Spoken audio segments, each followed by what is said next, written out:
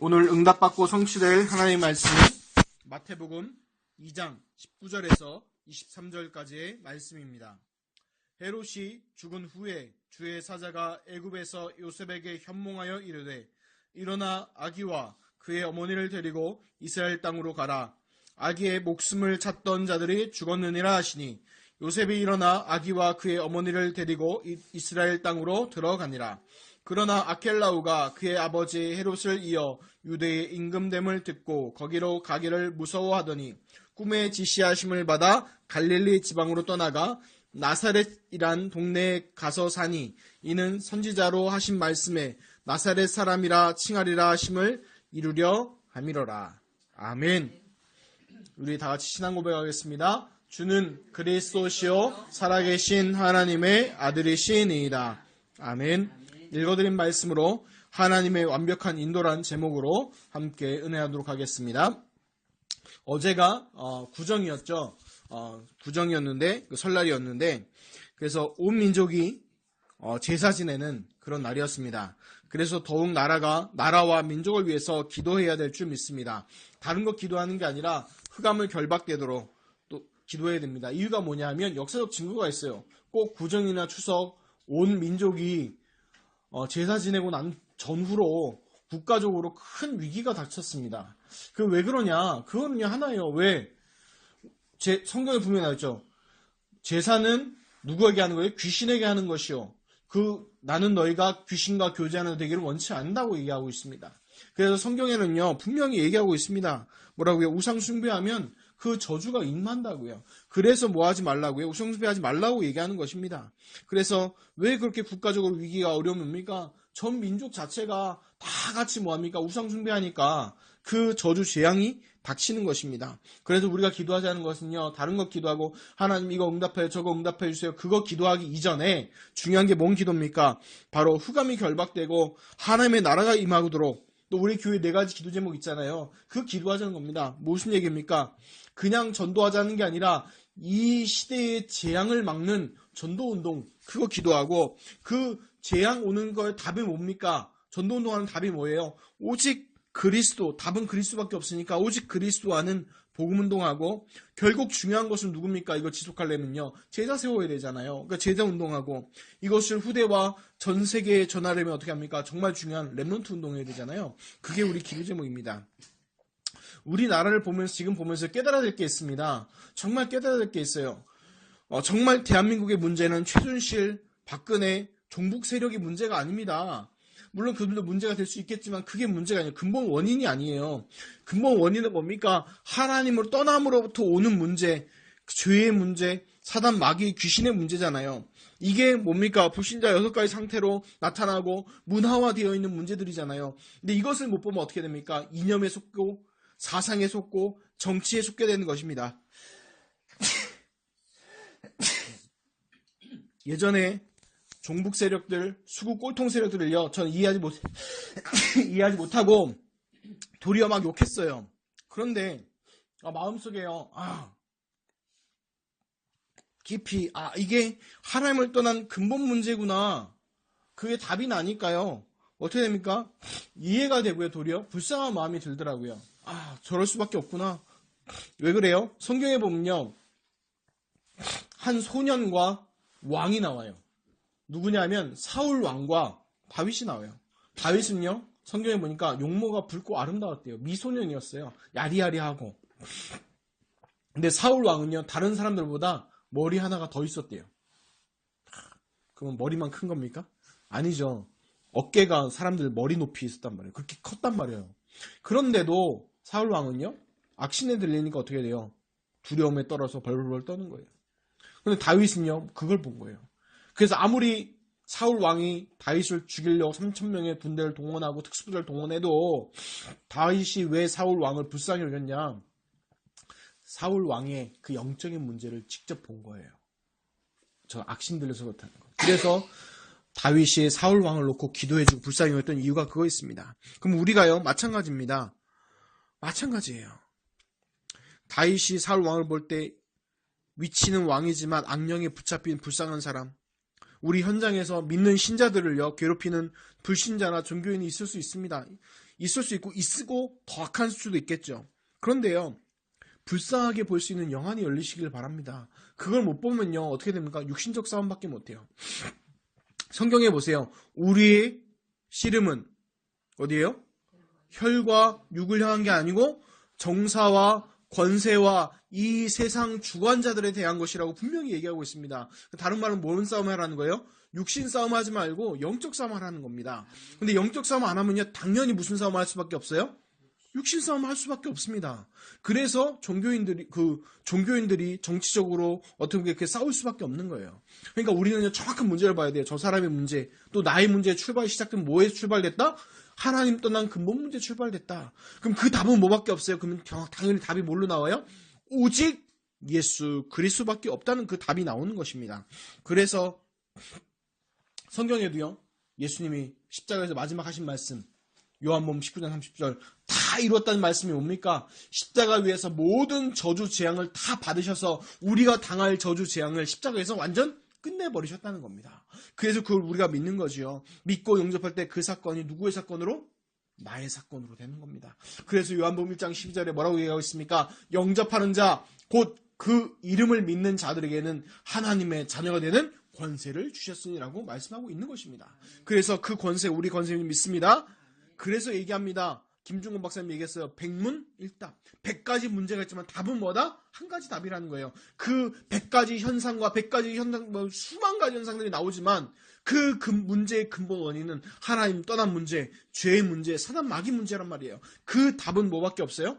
예수 그리스도밖에 없는 것입니다. 그래서 제자교회 성도분들은 오직 예수 그리스도의 축복에 있으시기를 예수 그리스도의 이름으로 축원합니다. 19절 21절입니다. 헤롯이 죽은 후에 주의 사자가 애굽에서 요셉에게 현몽하여 이르되 일어나 아기와 그의 어머니를 데리고 이스라엘 땅으로 가라. 아기의 목숨을 찾던 자들이 죽었느니라 하시니 요셉이 일어나 아기와 그의 어머니를 데리고 이스라엘 땅으로 들어가니라. 이 말씀 딱 얘기하면 사람들이 관심 있는 게 왜 나는 꿈을 안 꾸나요? 그렇게 얘기하는 분들 계시더라고요. 왜 나는 현몽이 없나요? 다른 이렇게 말하고 싶어요. 꿈을 꿔도 말씀으로 다시 확인하십시오.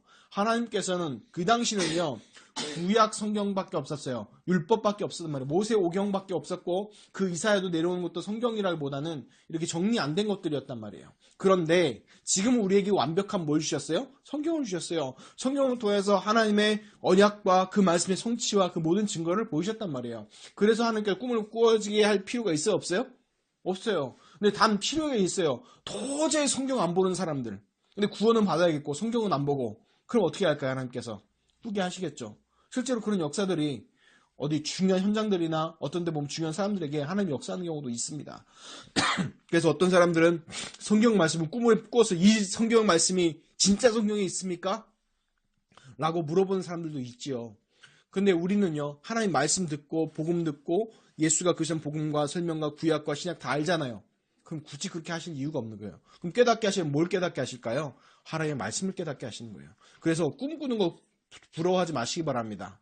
꿈꾸고 싶으면 깊이 묵상하세요. 말씀을요. 그럼 말씀에서 생각납니다. 제가 예전에 복음 훈련 받을 때 어떤 목사님이 정훈이 목사님이 복음 메시지 한 100번은 읽어봐야지 할 수 있지 않겠냐 그래서 막 읽었어요. 계속 읽고 또 읽고 67번까지 읽으니까 꿈도 무슨 꿈 꿔요? 영전 메시지 하는 꿈 꿔요. 그게 현몽이 아니라 하는 거예요. 하나님이 급해서 어떤 인도하실 때 왜? 이 말씀 인도 못 받으니까 급하게 하나님께 구원의 계획을 이루시기 위해서 하시는 거지. 계속 꿈꿔달라고 또 기도하면 하나님 뭐라고 하실까요? 말씀 주었다. 또 목사님들 또 중요한 사역자들 보여서 말씀 깨닫게 하시니까 그 말씀 들어라 하는 거예요. 그게 성경적으로 있나요? 예, 있어요. 누가복음 16장에 보면 19절 31절에 보면 그 부자가 나중에 죽었을 때 아브라함한테 얘기하죠. 하나님한테 얘기한 거죠. 그 거짓 나사로를 다시 보내서 말씀 증거하게 해달라고. 그랬더니 뭐라고 얘기합니까? 모세와 율법자들과 사역자들이 있어서 사역자 우리말로 하면 지금 목사님들과 많은 사역자들이 있어서 복음의 말씀을 증거해 준다. 그리고 또 하나 붙여서 얘기합니다. 죽은 자 가운데서 살아날지라도 뭐하지 않는다? 믿지 않을 거다 얘기합니다. 그 누구에 대한 얘기예요? 예수 그리스도에 대한 얘기죠. 예수 그리스도께서 죽은 지 3일 만에 부활하셨네도 믿지 않잖아요, 사람들이요. 자, 말씀으로 돌아가서. 자, 재밌어요. 오늘 말씀 보면 그 전주에 보면요, 헤롯 왕이 예수님을 죽이려고 했잖아요. 그리스도를 죽이려고 했잖아요. 근데 누가 죽었어요? 19절에 보면 누가 죽었습니까? 헤롯 왕이 죽었어요. 죽이려고 했던 헤롯 왕이 죽고 그리스도는 완벽한 하나님의 인도와 보호 속에서 이끌어 가신 것을 보게 되죠. 여러분들이요, 오늘 말씀 보면서 또 정확한 거 좀 봐야 되는 게, 구약을 보면서요, 두 가지를 좀 잘 봐야 돼요. 가장 중요한 건 메시아 언약 사상과 렘넌트 남은 자 사상인데, 그 중에서 이제 중요한 게 하나가 뭐냐면 땅에 대한 거예요. 혈통에 대한 거예요. 첫 번째는 하나는 혈통에 대한 거예요. 그래서 왜 혈통에 대한 거 굉장히 중요하게 여기냐? 하나님께서요, 아담과 하와가 타락하고 나서 언약을 주셨어요. 뭐에 대한 언약이에요? 창세기 3장 15절 보니까 여자의 후손이라는 언약의 말씀을 주셨습니다. 그래서 여자의 후손이 와서 뱀의 머리를 상하게 할 것이라는 원시 복음을 주셨어요. 그래서 혈통 후손에 대해서 계대 결혼, 형제 그 계대 결혼을 통해서라도 그 후손들을 계속 대가 끊어지지 않도록 하는 걸 중요시 여깁니다. 왜냐하면 구약은요, 메시아 고대 사상이에요. 결국은 메시아가 오실 것이라는. 그리고 두 번째는 뭐냐면 그 땅에 대한 언약이 굉장히 또 중요합니다. 그래서 아브라함과 이삭과 야곱이 동일하게 받았던 응답이 뭐냐? 언약이 뭐냐? 후손에 대한 약속과 동시에 그 땅에 대한 약속을 받게 됩니다. 그래서 그 언약이 누구한테 또 전달되죠? 요셉한테 전달되죠. 요셉이 총리인데 넘버 2인데 뭐가 아쉬운 게 있겠습니까? 그런데 요셉이요, 자기 후손들한테 죽기 전에 유언을 합니다. 너희들 반드시 애굽을 떠나서 다시 가나안 땅으로 돌아갈 테니까 그 돌아갈 때 내 유해도 뭐해라? 가지고 가달라고 유언으로 남깁니다. 그럼 반대로 가면 뭐예요? 요셉은 가나안 땅으로 돌아갈 거라는 확실한 뭐가 있었다? 믿음이 있었다는 거예요. 왜? 하나님께서 그 약속을 주셨기 때문에, 언약을 주셨기 때문에. 그래서 가나안 땅이 왜 중요합니까? 베들레헴 땅이 왜 중요해요? 메시아가 오실 곳이기 때문에 중요한 거예요. 그래서 땅에 대한, 가나안 땅에 대한 강한 집착. 왜 집착합니까? 그 메시아가 오실 땅이기 때문에 그래요. 그러니까 이걸 보면은 지금 왜 이스라엘과 팔레스타인이 그렇게 치고받고 싸우고 있는지 이해가 됩니다. 이스라엘 왜 절대 양보 안 하는 이유가 지금 아직도 메시아 안 오신 줄 알고 그 메시아를 기다려야 되기 때문에 그 땅에서 버티는 거예요, 지금요. 이해가 가세요? 생각해보세요. 왜 이렇게 영토 갖고 싸우고 조금 양보하고 서로 양보하고 하면 얼마나 잘 살 수 있잖아요. 근데 절대 양보 안 해요, 이스라엘은. 왜 그래요? 4,000년 전, 6,000년 전부터 그 땅에 대한 언약이 있기 때문에 버릴 수 없는 거예요, 자기네 정체성을. 그것 때문에 그래요. 자, 우리가 기억할 게 있어요. 그러면 그 메시아 언약 붙잡은 이스라엘과 그 민족과 그 사람들이라면 우리가 2017년 원단 메시지 받은 게 뭐죠? 우리 본부에서 통해서 받은 게 하나님께서 주시는 것, 하나님께서 주시는 나의 것, 나의 교회, 나의 현장이라는 말씀 받았잖아요. 그것도 2017년 또 우리 그리스도 제자교회 주신 말씀이 뭡니까? 이사야 43장 1절이죠. 내가 너를 지명하여 불렀나니 너는 내 것이라, 이 말씀 받았잖아요. 그럼 중요한 게 뭐냐면 이 말씀들이요, 기대해야 돼요. 뭐냐, 그거를 약속으로, 언약, 말씀의 약속이거든요. 말씀의 약속을 주셨으니까 그것을 뭡니까? 기대하는 겁니다. 그럼 하나님의 응답은 어떻게 올 겁니까? 하나님의 응답 받는 건 어떻게 돼요? 중요한 건 하나님의 응답은요, 그냥 막 응답이 막 물질적으로, 육신적으로 흠만 보이는 게 아니라 가장 중요한 게 하나님 말씀을 먼저 주세요. 우리가 2017년 시작하기 전에 원단의 말씀 받은 것처럼 그 말씀 먼저 받는 게 굉장히 중요합니다. 하나님의 응답과 인도는요, 말씀 성취부터예요. 그래서 중요한 게 뭐예요? 하나님의 언약부터 잡으라는 거예요. 기도 제목 이전에, 말씀 응답 이전에 하나님의 언약부터 잡으라는 거예요. 다른 말로 하면, 쉽게 말하면 하나님의 말씀을 잡으라는 거예요. 말씀 잡으라는 건 뭐냐면 찾는 것부터 시작해요. 하나님의 응답, 말씀 응답, 성령의 인도, 그 이전에 하나님의 말씀부터 찾는 거예요. 그 주신 말씀이 맞다면 하나님께서 뭐도 주세요? 기도할 수 있는 은혜도 주세요. 그때 거기서 뭐가 나오는 거예요? 기도 제목이 나오는 거예요. 그것이 바로 내가 중요하게 붙잡을 기도 제목이고, 그때야 바로 뭐가 나옵니까? 이제 현장에 말씀이 성취되고 기도응답이 성취되는 것을 보게 됩니다. 그걸 두 글자로 지금 뭐라고 그래요? 전도라고 얘기하는 거예요. 전도라는 게 갑자기 막 내가 예수천당 불신지역, 예수천당 불신지역, 이게 전도도 물론 필요하긴 하겠지만 정말 중요한 전도는 하나님의 말씀이 성취되는 거예요. 어디에? 내 현장에. 자, 22절, 23절을 봅니다. 그러나 아켈라오가 그의 아버지 헤롯을 이어 유대의 임금됨을 듣고 거기로 가기를 무서워하더니 꿈에 지시하심을 받아 갈릴리 지방으로 떠나가 나사렛이란 동네에 가서 사니 이는 선지자로 하신 말씀에 나사렛 사람이라 칭하리라 하심을 이루려 함이로라. 아멘. 헤롯 그 왕이 죽고 나서요, 그 유대 이스라엘이 좀 잘려집니다. 세 군데로 잘려져서 빌립도 가져가고 아켈라오도 가져가고 세 군데로 나눠지는데, 유대는 누가 통치하게 되냐면 이제 아켈라오, 헤롯 왕의 아들인 아켈라오가 통치하게 됩니다. 근데 나중에 이 사람이 한 6년 정도 왕위에 있다가 폐위당해요. 그 이유가 뭐냐면 너무 폭력적이고 너무 이렇게 잔혹한 살상을 하니까 로마 황제가 폐위시켜버렸어요. 분봉왕인데, 이 아켈라오는 로마에서 자랐어요. 나고 자라서 굉장히 폭력적이고 굉장히 이렇게 악했던 사람으로 묘사가 되어 있어요. 이유가 뭐냐면 이 분봉왕 되기 전부터 굉장히 잔혹한 살상을 저질렀는데, 뭐냐면 그 예로 하나가 이제 그의 부친 헤롯이 죽기 전에 성전에 세워놓았던 금 독수리 상이 있었어요. 그게 뭐냐면 로마 제국을 상징하는데, 그것을 훼손시켰던 유다와 마띠아의 열렬한 애국자 둘을 헤롯이 죽였어요. 근데 그런 아켈라오스가 이제 즉위하기 전에 6월절이 왔을 때 여러 사람들이 이 두 사람들을 순교자로 여기고 애도하고 있음을 발견하고요. 아켈라오가 어떤 일을 벌였냐면 자기 부하들로 하여금 성전을 에워싸고요. 거기서 3,000명이나 되는 유대 사람들을 학살했어요. 아켈라오가. 이런 사람이에요. 이 사람이 왕이 되니 또 분봉왕이 되니까 요셉의 마음이 어떻게 하겠습니까? 쫄깃하겠죠. 이제 또 그 헤롯 왕보다 더한 사람이 됐으니까. 그러니까 이제 가길 두려운 마음이 있었어요. 근데 그 두려운 마음도 결국 뭐예요? 하나님의 언약 선치 속에 있었다는 거예요.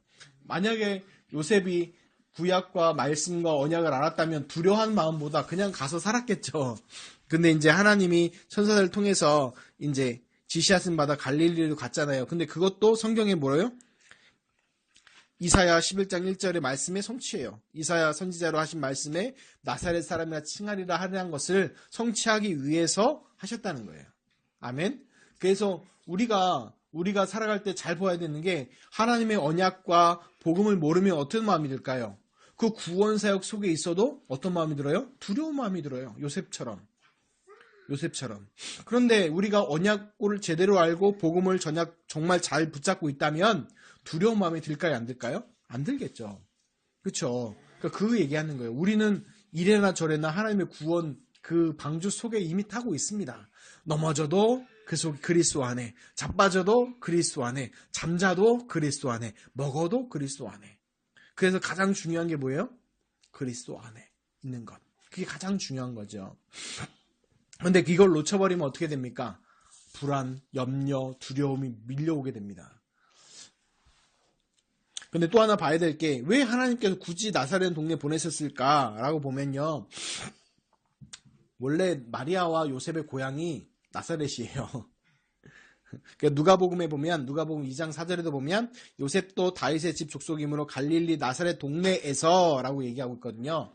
그러니까 갈릴리 나사렛이란 동네에 살고 있었어요. 누가? 요셉하고 마리아가. 그래서 눈이 맞아서 결혼도 하시고 했는데, 중요한 건 뭐냐면 왜 하나님께서 왜 하필 나사렛이란 동네에서 태어나게 하셨을까, 살게 하셨을까? 구약에 많은 선지자 메시아들이요, 멸시와 천대받을 거라고 그랬어요. 만약에 예수님이 베들레헴이라면 좀 낫어요. 왜? 성경에 나중에 그리스도가 어디서 나실 거라고 예언해놨어요? 지난주 성경 보니까 베들레헴에서 태어나실 거라고 예언이 돼 있었죠. 그렇죠? 그러니까 이제 베들레헴에 태어나고 베들레헴 시민이면 메시아할 수 있는 게 있죠. 아니면 차라리 예루살렘이면요, 낮잖아요. 왜? 도시니까. 지금도 마찬가지잖아요. 여러분들 모르겠는데 강원도 출신이라면 사람들이 놀려요. 감자바오라고. 저쪽 시골이면 시골에서 왔다 막 그러잖아요. 어떤 분이 그러더라고요. 대구 사람이 서울 왔더니 사람들이 막 놀리더라고 그러잖아요. 대구에 백화점 있냐고. 지금은 안 그러지만 옛날에 한 20년 전, 30년 전에 막 놀렸다고 그러잖아요. 그런데 그때는 그 나사렛 동네는요, 쉬운 말로 깡촌이에요. 깡촌. 완전 깡촌이에요. 어느 정도냐면 위대한 사람, 인물도 한 명도 안 나왔어요. 어느 정도냐면요, 성경에 요한복음 1장 46절에 보면 나다넬이 이르되 나사렛에서 무슨 선한 것이 날 수 있느냐라고 할 정도로 완전히 잊혀진 동네예요. 그래서 엄청 멸시 천대 받았다는 거예요. 그래서 뭐라고까지 놀립니까? 사도행전에 보면 나사렛 예수 당, 뭐 이렇게 나사렛 예수 그 당이냐 막 이렇게 놀려요 사람들이. 그 정도로 그 천대받던 그런 동네가 나사렛이에요. 근데 왜 하나님께서 왜 굳이 나사렛에서 태어나게 하셨을까? 그거는요, 구약의 많은 예언들, 메시아가 멸시와 천대받게 예언이 성취되게 하기 위해서 그렇게 하신 거예요. 어느 정도냐, 외모로도 볼품도 없으셨대요. 그리고 출신 성분도 목수라. 지금도 목수도라고 얘기하면 굳이 존경받을 직업은 아니잖아요. 그렇죠? 근데 그 당시는 더 했어요. 그러니까 이제 막 차라리 율법학자나 뭐 서기관이나 제사장이면 존경받을 만한 건덕지가 있잖아요. 근데 전혀 그런 것도 아니고 그러다 보니까 더 그랬다는 거죠. 근데 왜 그러냐? 하나님께서 중요한 말씀들을 이루시기 위해서. 왜? 인간의 노력으로 하나도 구원 안 됨을 알게 하기 위해서 그렇게 하셨어요. 그리고 우리가요, 또 이런 거 보면서 그런 생각이 듭니다. 복음 전하다 보면 많은 사람들이요, 그러니까 여러분들은 모르겠지만 이제 저 같은 경우는 이제 현장에서 그냥 막 복음을 전하다 보니까 됐어요, 필요 없어요, 저는 그딴 거 없어요, 필요 없어요, 잘 살아요, 막 이렇게 하는 사람 많아요. 복음을 멸시하고 천대하는 사람 보면 가슴도 아프면서 동시에 예수님 바라보면 그렇다는 생각이 들어요. 왜냐? 예수님조차도 멸시 천대 받았다면 우리는 당연한 거 아닌가 하는 생각이 들면서 힘이 되는 말씀이 있어요. 고린도전서 1장 18절. 고린도전서 1장 18절 말씀을 생각하면요, 힘이 돼요. 십자가의 도가 멸망하는 자들에게는 미련한 것이요 구원받은 우리에게는 하나님의 능력이라. 아멘. 뭐라고요? 십자가의 도가 멸망하는 자들에게는 미련한 것이요 구원받는 우리에게는 하나님의 능력이라. 이 하나님의 능력이요, 헬라어로 뭔지 아세요? 듀나미스예요. 듀나미스가 영어로 번역되면서 나중에 전달될 때 뭘로 나온지 아세요? 다이나마이트. 그런 강력한 폭발력을 가진 힘이라는 뜻입니다. 아멘? 그 하나님의 능력이라는 거예요. 그 믿기시기 바랍니다. 뭐가요? 누가요? 십자가의 도. 예수 그리스도의 십자가의 죽으심과 그 부활이 우리에게 그런 힘이 있음을 믿습니다. 그래서 예수가 그리스도란 그 말씀 뭡니까? 바로 구약의 예언의 그 말씀의 성취입니다. 그래서 행하신 모든 것은 뭡니까? 예수가 그리스도시라는 거예요. 그래서 이것이 바로 뭐예요? 복음이에요. 예수가 그리스도라는 게 이게 복음이에요. 다른 게 복음이 아닙니다. 그래서 복음 영어로 번역하면 뭐예요? Good news, 좋은 소식이잖아요. 좋은 소식이 뭡니까? 하나님 떠난 인간이 멸망과 저주 가운데 사단의 고통받고 죄의 결과 영원한 지옥불에 떨어질 수밖에 없는데 그리스도께서 오셔서 그 모든 문제를 해결하셨다. 그분이 바로 예수님이시다. 그게 바로 뭐라고요? 복음이라는 거예요.